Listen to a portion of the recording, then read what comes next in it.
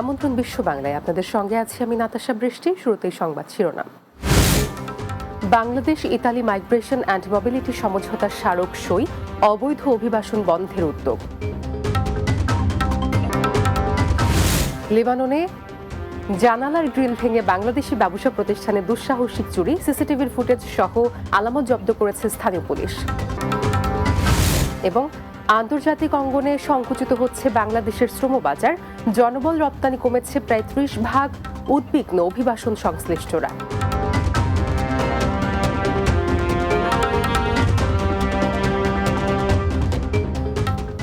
শুনছিলেন শিরোনাম, এবার বিস্তারিত। অবৈধ অভিবাসন বন্ধ করে বৈধ অভিবাসন বৃদ্ধি করতে বাংলাদেশ ও ইতালির মধ্যে মাইগ্রেশন অ্যান্ড মোবিলিটি বিষয়ক সমঝোতা স্মারক MOU সই হয়েছে। মঙ্গলবার প্রবাসী কল্যাণ ও বৈদেশিক কর্মসংস্থান মন্ত্রণালয়ে ইতালির স্বরাষ্ট্রমন্ত্রী মাত্তেও পিয়ান্তোদোসি ও প্রবাসী কল্যাণ ভবনে প্রবাসী কল্যাণ উপদেষ্টা ডক্টর আসিফ নজরুলের উপস্থিতিতে এই সমঝোতা স্মারক সই হয়।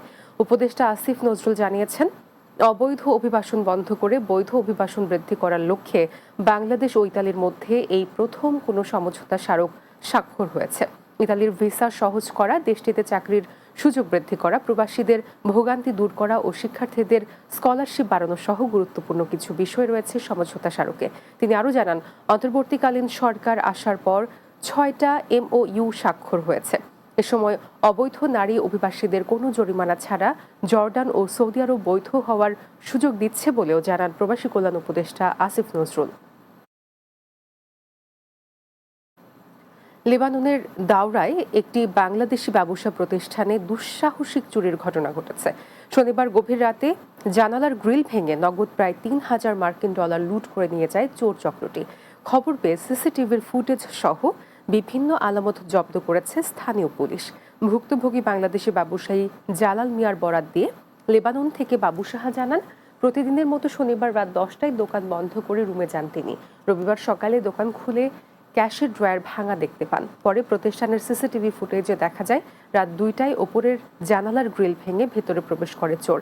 এদিকে চোর শনাক্তের চেষ্টা অব্যাহত রয়েছে বলে জানিয়েছে পুলিশ। শনিবার রাত 2:35 আমার উপরে রেস্টুরেন্টের পাকের রুমের ভিতরে একটা জানালা আছে, জানালা কাটটা ভিতরে ঢুকে ক্যাশে এবং আমার খাজানা মিলে প্রায় 3,000 ডলারের উপরে ছিল, ডলারগুলি নিয়ে গেছে। আমি মামলা করছি, মামলা করার পরে সিআইডি থেকে ইনকোয়ারি আসছে, ইনকোয়ারি আয়া সব কিছু ছবি টবি তুলে নিয়ে গেছে।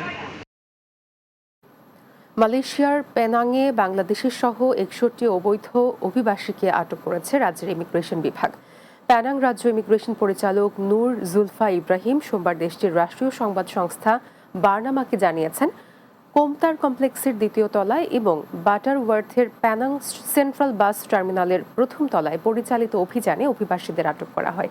অভিবাসন আইনের অধীনে বিভিন্ন অপরাধের জন্য 41 জন পুরুষ এবং 20 জন নারীকে আটক করার আগে অভিযানে মোট 226 জন বিদেশির কাগজপত্র পরীক্ষা করা হয়। আটকদের মধ্যে 35 জন পুরুষ এবং 13 জন মিয়ানমারের নারী, 7 জন ইন্দোনেশিয়ান নারী, 5 জন বাংলাদেশি পুরুষ এবং 1 জন পাকিস্তানি রয়েছেন। গত কয়েক বছর ধরে আন্তর্জাতিক অঙ্গনে দেশের শ্রমবাজার ক্রমেই সংকুচিত হয়ে পড়েছে। গত 1 বছরে বৈশ্বিক শ্রমবাজারে বাংলাদেশের জনবল রপ্তানির পরিমাণ কমেছে প্রায় 30%। অভিবাসন সংশ্লিষ্টরা বলছেন, রিক্রুটিং এজেন্সি এবং বাংলাদেশ দূতাবাসগুলোর অনিয়ম আর দুর্নীতির কারণে শ্রমবাজার হারাচ্ছে বাংলাদেশ। এ সময় তারা বাংলাদেশের দক্ষ কর্মী হিসেবে গড়ে তোলার জন্য পরামর্শ দেন। মাহমুদ রুবেলের প্রতিবেদনে বিস্তারিত।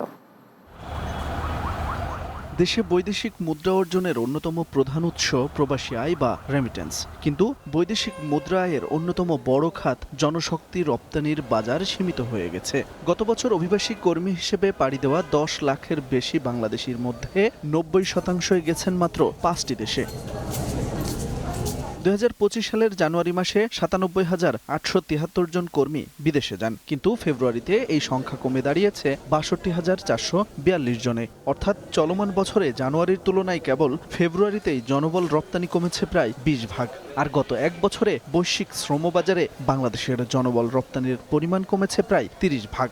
এই মুহূর্তে চিত্রটা একটু হলেও আমি বলবো যে খারাপ পর্যায়ে আমরা আছি, কারণ আমাদের যদি ডাটাবেসকে আমরা বিশ্লেষণ করি সেক্ষেত্রে দেখি যে আমাদের 30% কিন্তু আমাদের জনশক্তি রপ্তানি কমে গেছে এবং আমাদের দেশও কিন্তু সংকুচিত হয়ে গেছে।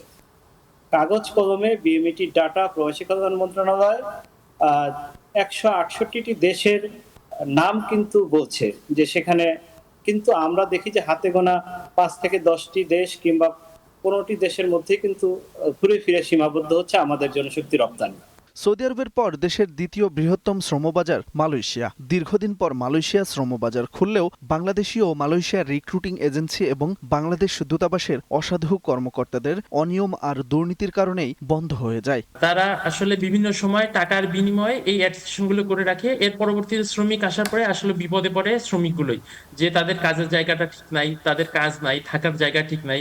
প্রতি বছর কিছু অর্থের বিনিময়ে তাদের ভিসাগুলো রিনিউ করতে হয়। আপনি জানেন এরকম একটা দুর্নীতিগ্রস্ত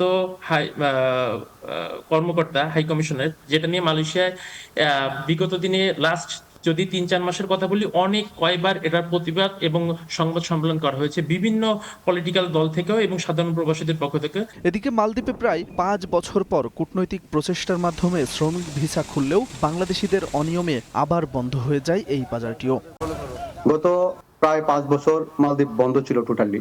বন্ধের পর অনেক কষ্টের পর গত রোজার কিছুদিন আগে সেটা ওপেন করে দেওয়া হয়, খুলে দেওয়া হয় ভিসা বাংলাদেশিদের জন্য, যেটা কোটা ভিত্তিক ছিল। আমরা তখন অনিয়মভাবে অনৈতিকভাবে কর্মী এনে, যেটা যার কাজ নেই, সাইট নেই, কোঠা নেই, কোন রকম টাকা দিয়ে এনে ছেড়ে দিয়েছে। এভাবে 3 মাসের মধ্যেই প্রচুর লোক এনে দিয়েছে। আনার পরে একটা বিশৃঙ্খল সৃষ্টি হয়ে গেছে। বিশৃঙ্খল সৃষ্টি হয়ে যাওয়ার পরে মালদ্বীপ ইমিগ্রেশন থেকে সেটা বন্ধ করে দেওয়া হয়েছে। এমন পরিস্থিতিতে বিকল্প বাজার তৈরি না করা গেলে দেশের শ্রমবাজার হুমকির মুখে পড়বে বলে মনে করছেন সংশ্লিষ্টরা। Mahmud Rubel, Bangla TV, news desk. বিশ্ব বাংলায় নিচ্ছি বিরতি, ফিরে এসে অন্যান্য সংবাদের সঙ্গে আলোচনা থাকছে। ইতালির ভেনিসে মসজিদুল ইত্তেহাদে নামাজ পড়ায় নিষেধাজ্ঞা জারি, স্থানীয় প্রশাসনের সিদ্ধান্তের প্রতিবাদ মুসল্লিদের।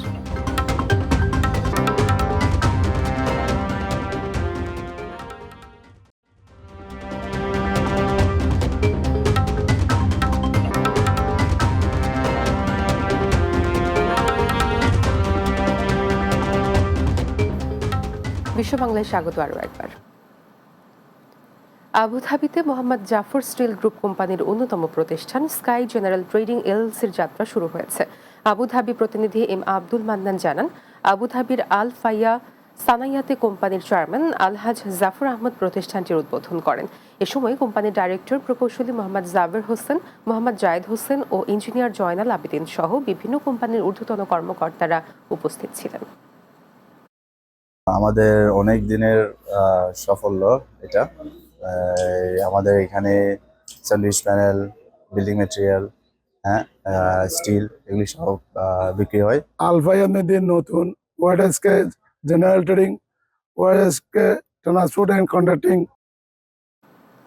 দ্বৈত নাগরিকত্বের আবেদনে আর নথিপত্রের হার্ড কপি এখন থেকে আর গ্রহণ করবে না সরকার। আগামী 16 মে থেকে দ্বৈত নাগরিকত্ব সনদের আবেদন শতভাগ অনলাইনে গ্রহণ ও নিষ্পত্তি করা হবে। এক বিজ্ঞপ্তির মাধ্যমে এ তথ্য জানিয়েছে স্বরাষ্ট্র মন্ত্রণালয়। বিজ্ঞপ্তিতে বলা হয়েছে, বিদেশে বাংলাদেশ দূতাবাস বা মিশনে এবং স্বরাষ্ট্র মন্ত্রণালয়ে দ্বৈত নাগরিকত্বের আবেদন আগামী 15 মে থেকে সরাসরি হার্ড কপি বা অফলাইনে নেওয়া হবে না। এতে বলা হয়, সেবায় স্বচ্ছতা ও জবাবদিহি নিশ্চিতকরণ এবং দ্রুততম সময়ে সেবা দেওয়ার লক্ষ্যে আগামী 16 মে থেকে দ্বৈত নাগরিকত্ব সনদের আবেদন শতভাগ অনলাইনে গ্রহণ ও নিষ্পত্তি করা হবে।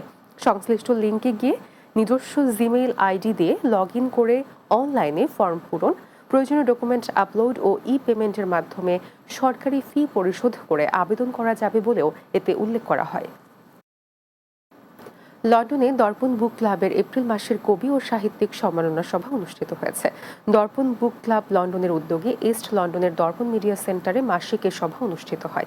সংগঠনটির পক্ষ থেকে এ মাসে সম্মাননা জানানো হয় লেখিকা ও শিক্ষিকা সাউদা মুমিনকে। লন্ডন প্রতিনিধি ফজলুল হক জানান, ক্লাবের সভাপতি সাংবাদিক রহমত আলীর সভাপতিত্বে অনুষ্ঠান পরিচালনা করেন সাধারণ সম্পাদক সলিসিটর মোহাম্মদ ইয়াউর উদ্দিন। এতে প্রধান অতিথি ছিলেন টাওয়ার হেলমেট কাউন্সিলের স্পিকার ব্যারিস্টার সাইফুদ্দিন খালেদ। অনুষ্ঠানে বক্তব্য রাখেন ক্রয়ডন কাউন্সিলর সাবেক মেয়র হুমায়ুন কবির, বর্ণবাদ বিরোধী নেতা আব্দুল মুকিদ, প্রভাষক মেজবাহ কামাল, প্রভাষক আব্দুল হাই, নাজমুল হুদা, আবুল হোসেন, শেখ ফারুক আহমদ ও মোহাম্মদ জায়েদ হোসেন চৌধুরী। এ সময় উপস্থিত ছিলেন সৈয়দা নাসিমা কুইন, মোহাম্মদ আব্দুল হান্নান, সুলতানা বেগম, নাবিল মুমিন, মেহেরাত তৈবা ও শেলি কিবরিয়া সহ অনেকে। ইতালির ভেনিসে মসজিদুল ইত্তেহাদে নামাজ পড়ায় প্রশাসনিক নিষেধাজ্ঞা জারি করেছে স্থানীয় কর্তৃপক্ষ। ভেনিস প্রতিনিধি সোহানুর রহমান উজ্জ্বল জানান, আদালতের নির্দেশনার ভিত্তিতে মসজিদটিতে জামাত বন্ধ করে দেওয়া হয়েছে। এই সিদ্ধান্তের প্রতিবাদে মসজিদ কর্তৃপক্ষ স্থানীয় একটি পার্কে জুমার নামাজের আয়োজন করেন। খোলা আকাশের নিচে হাজার খানেক মুসল্লি শান্তিপূর্ণভাবে নামাজ আদায় করেন। নিরাপত্তার স্বার্থে নামাজ স্থলে ছিল পুলিশের টহল। মসজিদুল ইত্তেহাদ পরিচালনা পর্ষদের সেক্রেটারি আব্দুল্লাহ সম্রাট জানান, প্রশাসন নামাজের জন্য বিকল্প জায়গা খুঁজছে। যতদিন বিকল্প জায়গা না হয় তারা এই পার্কেই জুমার নামাজ আদায় করবেন। নামাজে অংশ নেওয়া মুসল্লিরা জানান, তারা শান্তিপূর্ণভাবে ধর্মীয় আচার পালন করতে চান। প্রশাসনের এ ধরনের সিদ্ধান্ত তাদের কষ্ট দিয়েছে। তারা মনে করেন এ জাতীয় আইন বা নিষেধাজ্ঞা ইতালির সভ্য সংস্কৃতির সাথে সাংঘর্ষিক। শেষ করব বিশ্ব বাংলা, যার আগে শিরোনামগুলো জানিয়ে দিচ্ছি আরও একবার। Bangladesh Italy migration and mobility সমঝোতা স্মারক সই, অবৈধ অভিবাসন বন্ধের উদ্যোগ। লেবাননে জানালার গ্রিল ভেঙে বাংলাদেশি ব্যবসা প্রতিষ্ঠানে দুঃসাহসিক চুরি, সিসিটিভির ফুটেজ সহ আলামত জব্দ করেছে স্থানীয় পুলিশ। আন্তর্জাতিক অঙ্গনে সংকুচিত হচ্ছে বাংলাদেশের শ্রমবাজার, জনবল রপ্তানি কমেছে প্রায় 30%, উদ্বিগ্ন অভিবাসন সংশ্লিষ্টরা। এবং ইতালির ভেনিসে মসজিদুল ইত্তেহাদে নামাজ পড়ায় নিষেধাজ্ঞা জারি, স্থানীয় প্রশাসনের সিদ্ধান্তের প্রতিবাদ মুসল্লিদের।